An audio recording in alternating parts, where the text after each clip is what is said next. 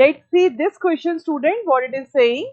ये assertion reason based questions होते हैं। इनमें असर्शन और रीजन हमें दोनों ही रीड करना होता है। या तो इन क्वेश्चंस में इस तरह से होता है कि दोनों ही स्टेटमेंट बिल्कुल सही होते हैं and reason is explaining the assertion. Sometimes both are correct but reason is not explaining the assertion. और कभी कभी तो ये भी हो जाता है कि असर्शन ट्रू है, रीजन फॉल्स है, और समटाइम्स असर्शन फॉल्स है, रीजन ट्रू है। तो इसके लिए हमें इन स्टेटमेंट्स को क्या करना होगा, रीड करना होगा। तो we will read it. Assertion is Leydig cells are also known as interstitial cells. बिल्कुल सही स्टेटमेंट है। जो लेडिक सेल्स होते हैं वो टेस्टिस में इंटरस्टिशियल जो फ्लूइड वाला रीजन है वहां पर पाए जाते हैं। इसके लिए हम डायग्राम बनाते हैं। Transfer section of testis. यहां पर ये मैंने बनाए सेमिनिफेरस ट्यूब्यूल, और ये सेमिनिफेरस ट्यूब्यूल के अंदर ये है स्पर्मेटोगोनिया। और स्पर्मेटोगोनिया के अलावा और दूसरे जो सेल्स होते हैं we use to call them Sertoli cells, like this.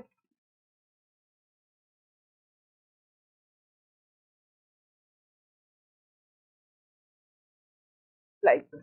तो ये जो डायग्राम है ये टेस्टिस का ट्रांसफर सेक्शन है, और यहाँ पर ये जो मैं बना रही हूँ ये इंटरस्टिशियल फ्लूइड है। अब हम यहाँ पर दिखा रहे हैं ये है लेडिक सेल्स।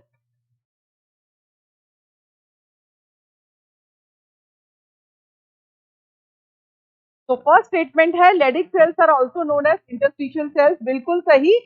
ये लेडिक सेल्स जो हैं इन्हीं को बोला जाता है इंटरस्टिशियल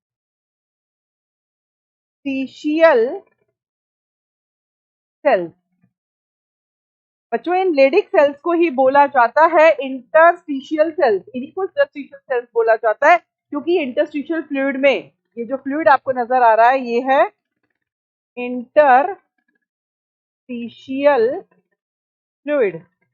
ये इंटरस्टिशियल फ्लूइड में प्रेजेंट होते हैं, इसीलिए इनको लेडिक सेल्स या इंटरस्टिशियल सेल्स कहा जाता है। तो फर्स्ट स्टेटमेंट बिल्कुल करेक्ट है, assertion is correct.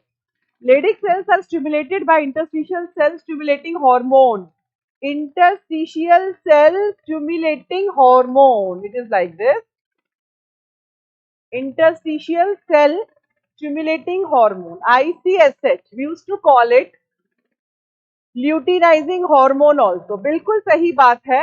In Leydig cells के ऊपर एक्ट करता है हार्मोन ICSH, जिसको हम ल्यूटिनाइजिंग हार्मोन भी कहते हैं, और उसकी वजह से ये लेडिक सेल्स सिक्रीट करते हैं एंड्रोजन, जिसको हम बोलते हैं testosterone, responsible for spermatogenesis and puberty changes in male, this androgen hormone.